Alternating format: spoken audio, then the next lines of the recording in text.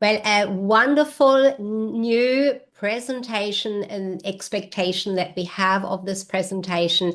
We have got with us Kate Macnamara, counselor, transformative psychotherapist, and author of the trilogy Wholehearted Revolution. Welcome, Kate. Hello, Sigrid, and welcome everybody. Nice to have you here. Now, Kate has for more than 25 years guided courageous individuals to transform fears, traumas, and limiting patterns into powerful stepping stones in their lives. Kate is devoted to sharing the truth that healing is possible. And we are now going to experience her presentation, Reclaim Your Balance and Power in an Uncertain World. Thank you, Kate. Take it away. Thank you, Sigrid.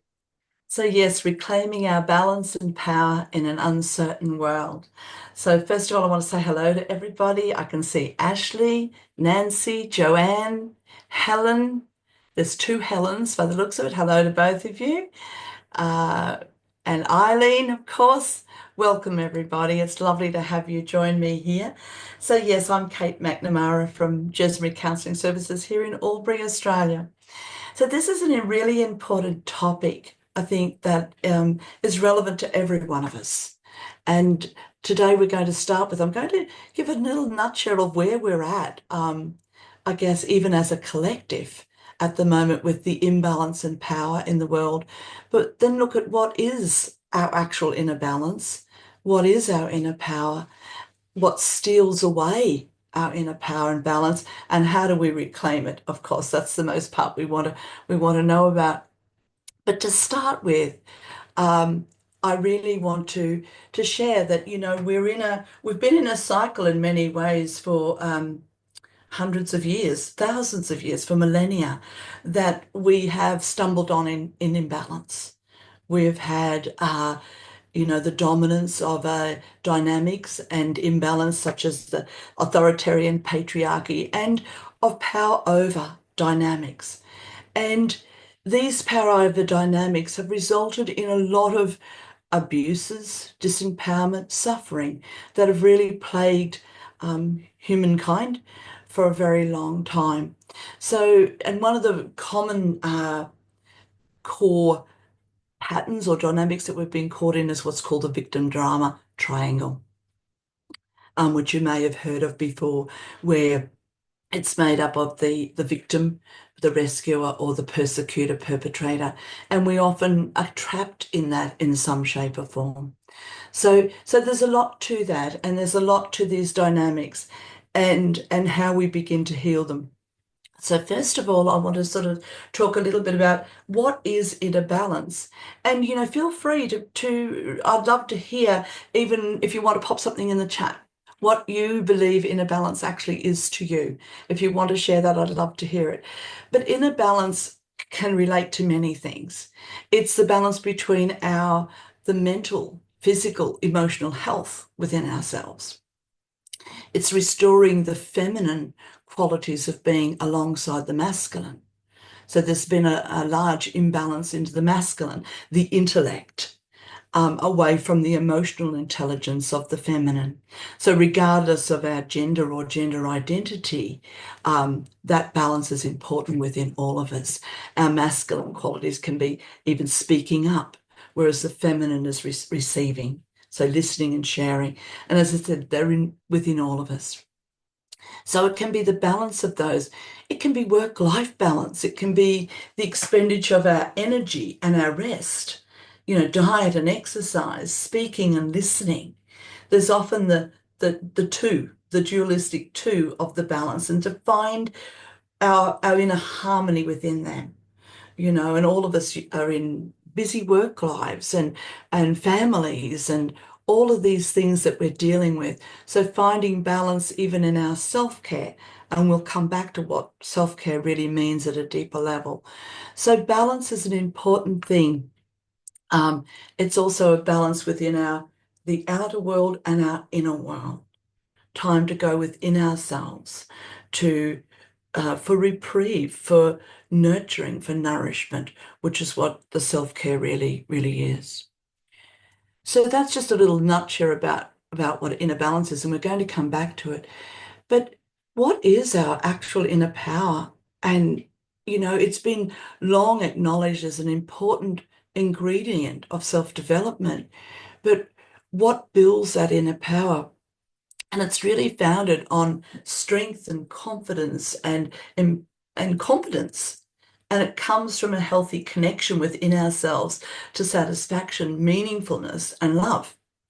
And we gradually build that inner power as we move through our life, through healing, through building our goals, through self-realization, self-mastery within ourselves, to become empowered, which is often talked about these days. Yet what does it really mean? How do we find that power within ourselves? How do we become empowered in our lives? Okay. And I'm just reading there, body, mind, spirit equal inner balance to me. Thank you. That's beautiful. And it's true. It is body, mind, and spirit. That's another way of putting it, to find the inner balance. So thank you. That's a lovely comment there. So I think, even to be assertive, we need to have that inner oomph, that inner power. Otherwise it's not there. We can struggle to speak. And I think another subject that links into this is our motivational energy, understanding our motivational energy. What is it? And I best describe that as a inner fuel tank of motivational energy. It's where what we replenish. And we can all know when the red light's flashing on empty. If you think, oh, I could go for a walk later, and it's like, oh, I couldn't be bothered. The red light's flashing, we're low, we don't feel motivated, literally, to do something. And so a lot of, we use that energy all the time. That inner fuel tank ebbs and flows, but it does link into our inner power when we are stressed or anxious or overwhelmed, when we're grieving. We use a lot of motivational energy and inner power to do those things. So understanding that our resilience, which is our ability to bounce back from adversity, depends on how much fuel's in the tank. If it's already quite low, it takes longer to come back from something that's really affected us. So it's like, okay, so what actually steals away the imbalance and that power? Exactly what I'm talking about there. But it's also our fears, unresolved wounds, traumas, and entrapment in dynamics is what steals that away. And I think what we need to consider in this with trauma and wounds is our nervous system. Okay, so our nervous system, we've all got the same one with other mammals, that if there's a threat, real or perceived, we adrenalize and mobilize into fight or flight, or we escalate further into immobilization, the freeze and fold. Now, especially for women, I think, in our business, in our world, and stepping forward, if we've experienced trauma where we have been affected by the nervous system, and the nervous system remembers differently to our other memory. It doesn't have this linear memory, it remembers in the moment. And if you're feeling motivated in your goals in your life to speak out about something, but the unresolved freeze is effective within your nervous system, it will hinder you. It can disempower you and limit you. So understanding our nervous system and how it works is really, really important in being able to reclaim our power and balance in a world where so much is happening, right? Our strength within ourselves comes from that.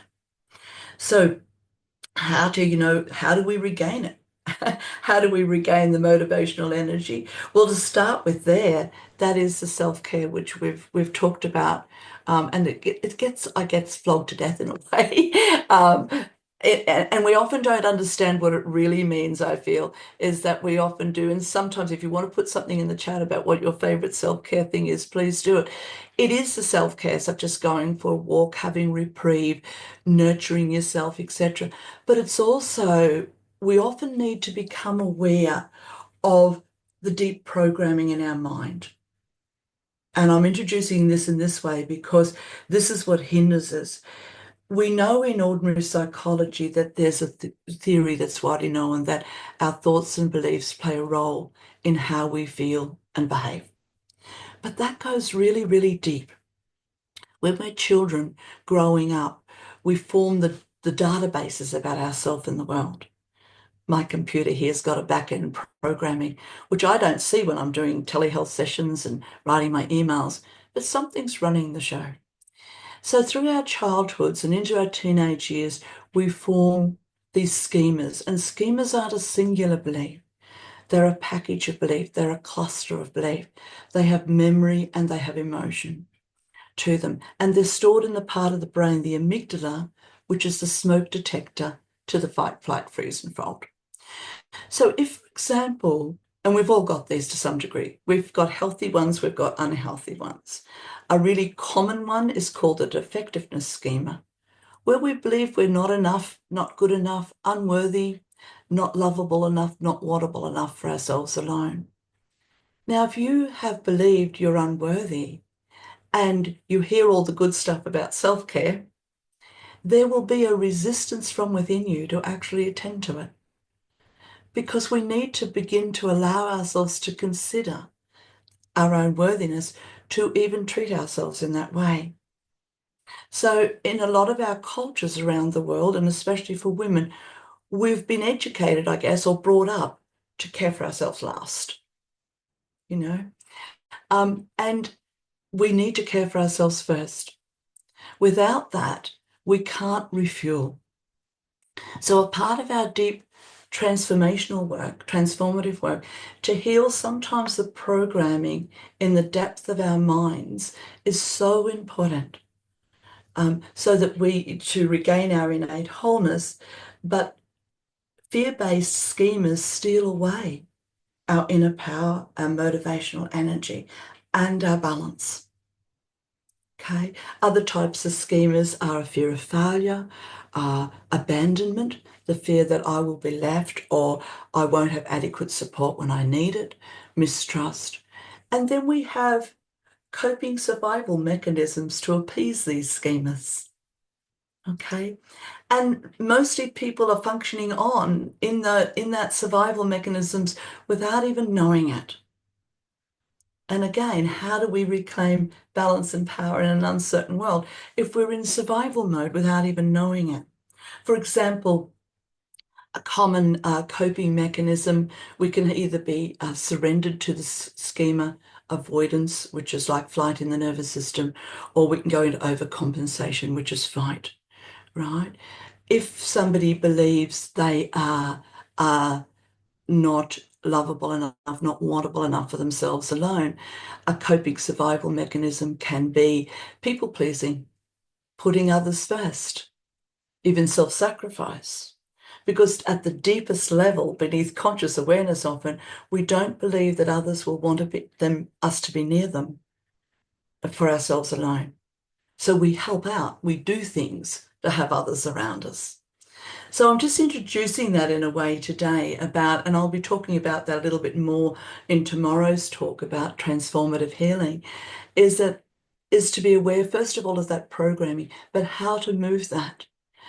Because those schemas are really misidentifications. They're not the truth of who you are. At the deepest levels, it's like we don't find with a rotten apple at the bottom of the barrel. As we heal, we discover we're a pot of gold. Your innate wholeness is here. We never lose it, but we can lose conscious awareness and conscious connection with that. So healing allows us to weed out the unhealthy misidentifications and discover more who we really are. So that's really, really important. And then, we, and for the facilitators here today, but I think everyone listening, we all have a gift to offer the world. Uh, all of our uniqueness, our gifts, small or large, when we offer our authenticity, our genuineness, it's a real gift to the world. So So to regain this inner balance and inner power, so we've talked about, we've got a nervous system, we've got beliefs, we've got, these schemas. It is a healing journey. To me, it takes a healing journey to begin, and that begins over the years. I've put together what I call it's a long name, it's a bit of a mouthful, the three-tiered wholehearted empowerment process. How to meet ourselves where we're at, even if we are escalated. Um, and even right now, before I continue, if you just pause, and if I can invite you to breathe through the nose. If you can't breathe through your nose, do it through the mouth. But if you can do it through the nose, ordinary length in breath, then a really long out breath. So allowing the out breath to be 2 to 3 times longer than the in breath. And just let thoughts come and go. Don't try to stop them. Feel your feet on the floor. Can feel a little odd to start with. And the next out breath, breathe out as if your lungs are in the bottom of your gut. They aren't anatomically, but breathe out so your belly button goes to the spine on the out breath, the long out breath. And then the in breath fills the belly like a big balloon.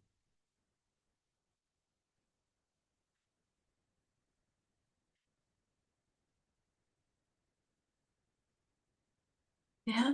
And you might tune in, how does that feel within you?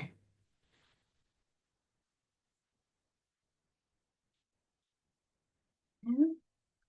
Because that breath is alone, there's so many tools in the toolbox for how we can support ourselves. When we escalate in fight and flight, it's the parasympathetic nervous system, it's the accelerator in the car. We've put the foot down. And that's normal and healthy in everyday lives. We need to get organized, we need to do things. Yet, sometimes we need to be able to put the brake on. It's called the ventral brake, to slow ourselves down.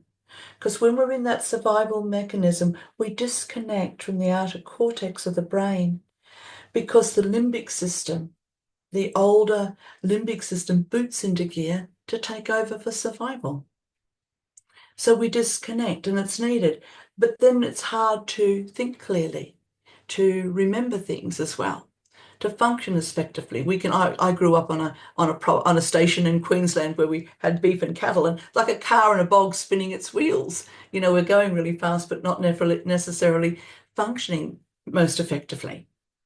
So it's really, really important to be able to put the brake on. And that nose breath does. It's not a fluffy, pretty breath. It's a breath that actually directly activates the ventral brake. And there's lots of other techniques too, but it's a really good one. If ever you feel overwhelmed or too much is going on, you can really just slow down and put the brake on in the nervous system. Because even to be able to attend to a strategy or to attend to our reactions or emotions, we need to be able to slow down first. Yep. So that's the first step. The second step is just meet ourselves right where we're at.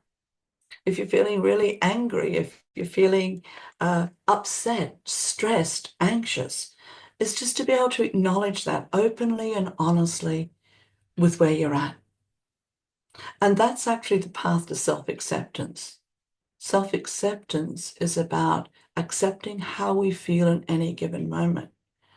And years ago, I used to think, well, I don't accept that there's starving children in the world. When people talked about self-acceptance, that will never sit right with me.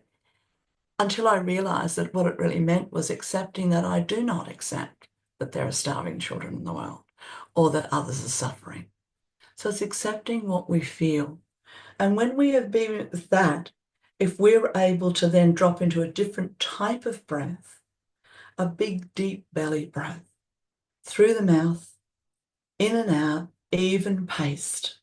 So instead of like pushing away what we're feeling, trying to get over it or any of those sorts of things, we welcome it and we be with it and we breathe.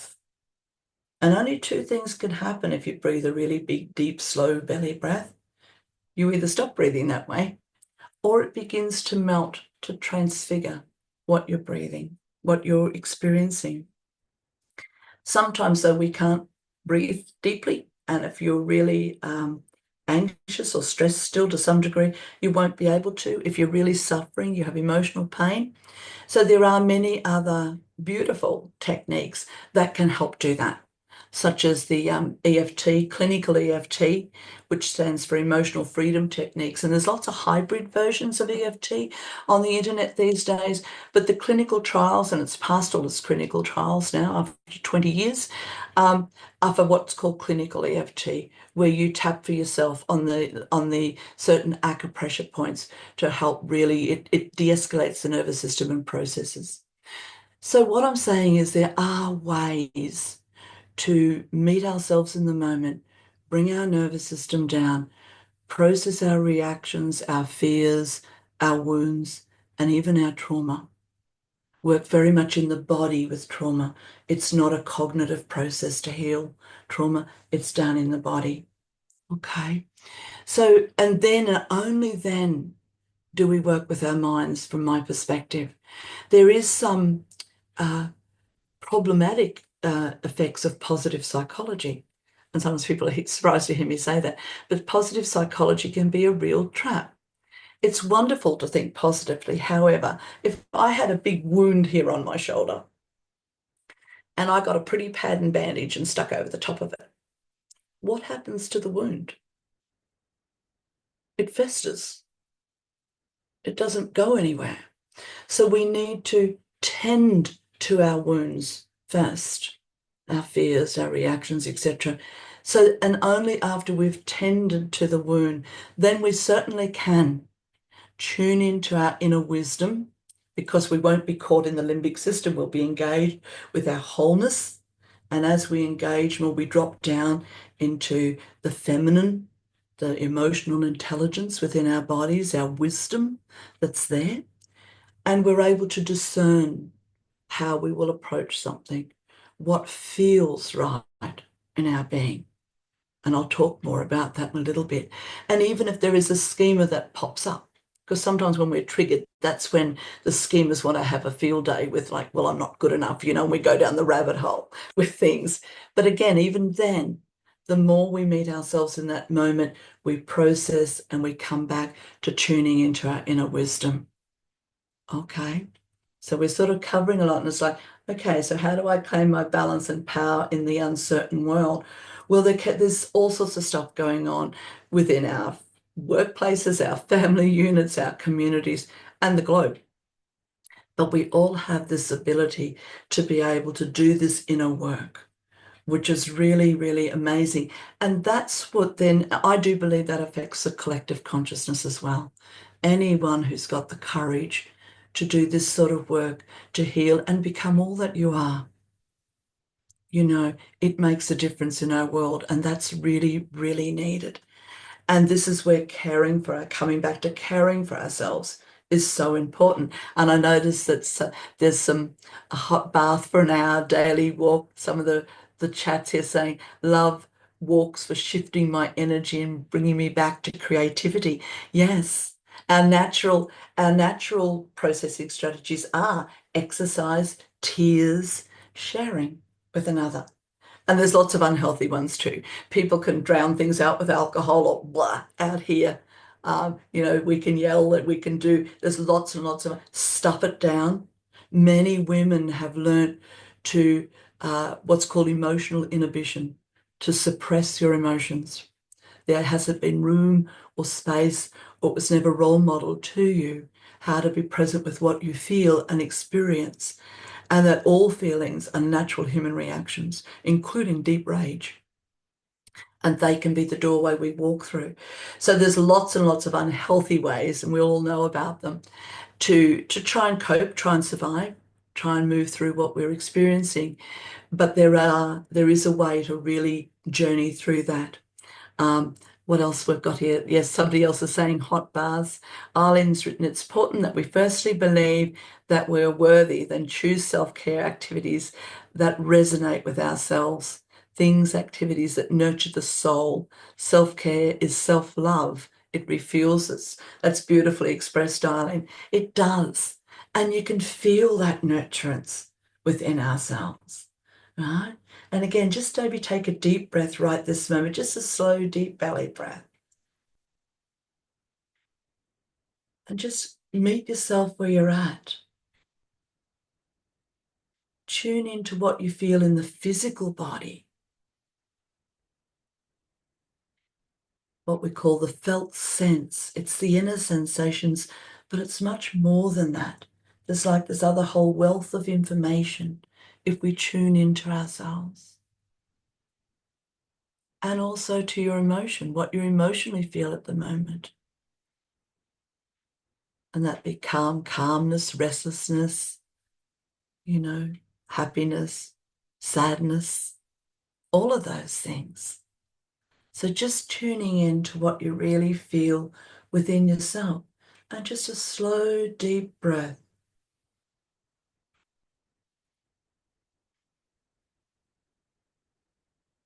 And I'm going to invite you just to acknowledge your own courage. Because to even be here in this conversation, it takes courage to look within. We're very conditioned to look without, to be there for others. So it's beautiful just to pause and acknowledge your courage for being here in this moment.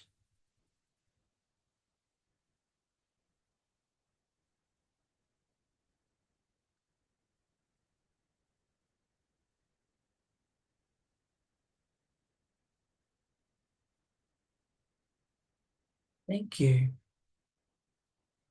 There's something that's not often covered in psychology and counseling therapy, but it's more of a philosophy, but it's really, really helpful, I feel.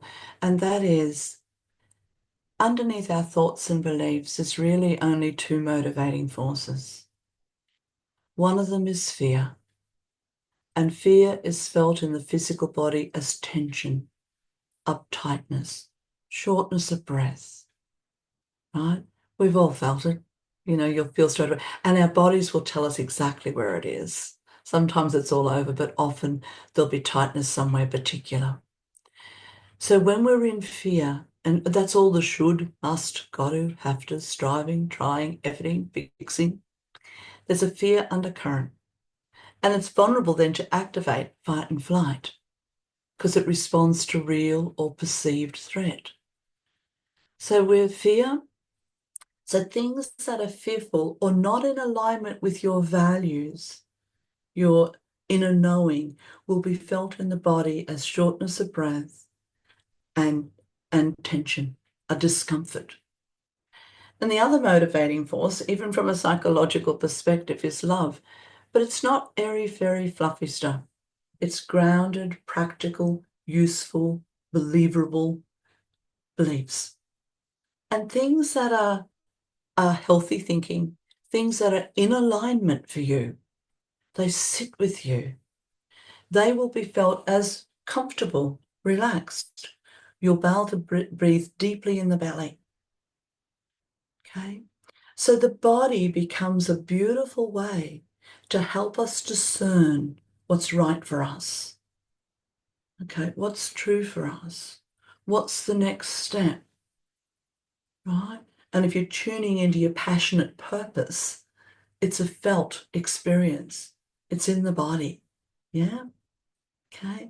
So it's beautiful that we have that. And when it comes to reclaiming our balance and our inner power, you might begin to think, yeah, this is important because we can guide ourselves how to reclaim our balance and our inner power because we have the capacity to feel, to know within our being what's true for us.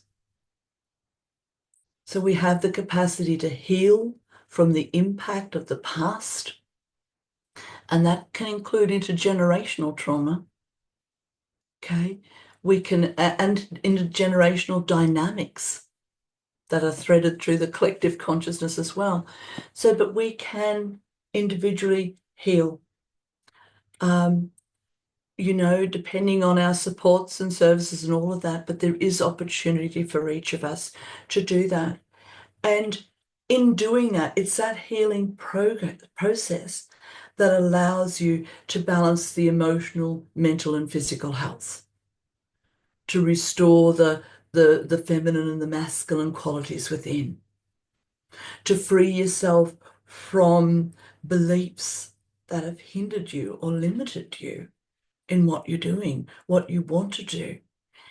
Many years ago, I was always affected by the freeze response with my voice, and I'd done a lot of work on myself for many years, and I still struggled at times if I really needed to advocate.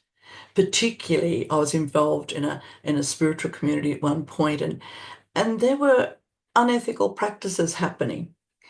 And I began to speak out about those and advocate, and which wasn't that welcome. But I still noticed at times if I triggered, I struggled to find my voice. My nervous system still used to shut me down because it had learnt long, long ago that safety was found in being quiet. Freeze. When you're a child, you can't flee from or fight off a predator. The child freezes. So I needed to re-go myself into a whole heap of deeper healing, specific for the nervous system, to release the disengage the nervous system from the vulnerability of the freeze.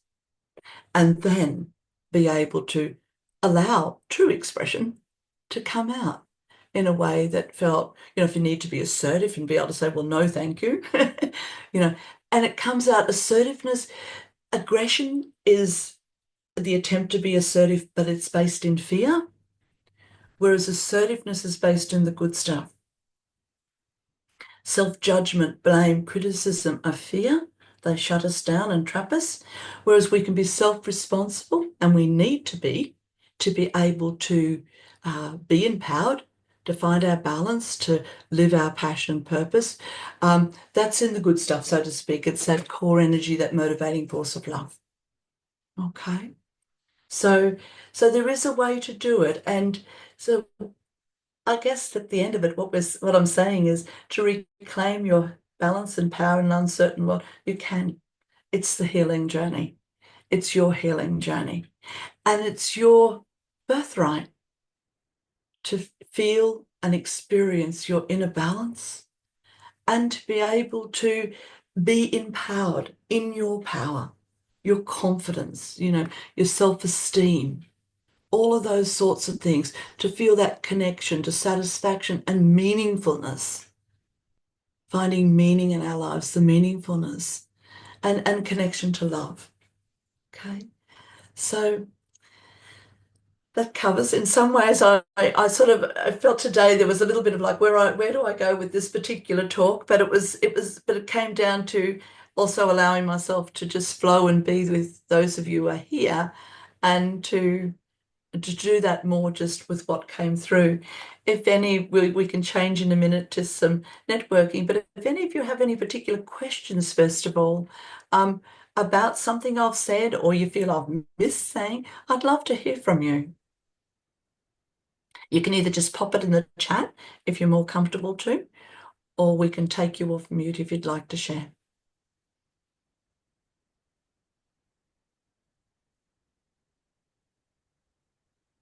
Okay. And other than that, we can go into the networking in a minute as possible, where people might feel more comfortable to do that. So thank you, Sigrid.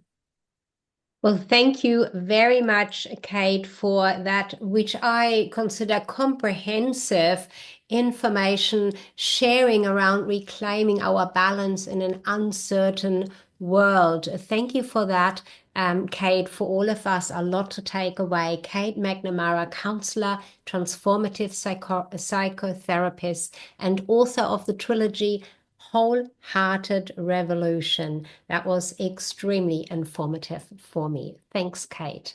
Thank you. And I'll just hold that up. I forgot to do that. So that's the trilogy. It's called Wholehearted Revolution. It's available here in Australia as a hardcover. It's a combined trilogy. So it's a big book, but it's also on Amazon. But that is the journey of healing, reconnecting. All of those sorts of things are in there. So it's a path of self-discovery, and my own journey is woven in there as well as an example. So wonderful. Much to look forward to discover in that particular wonderful book. Thank you, Kate. thank you.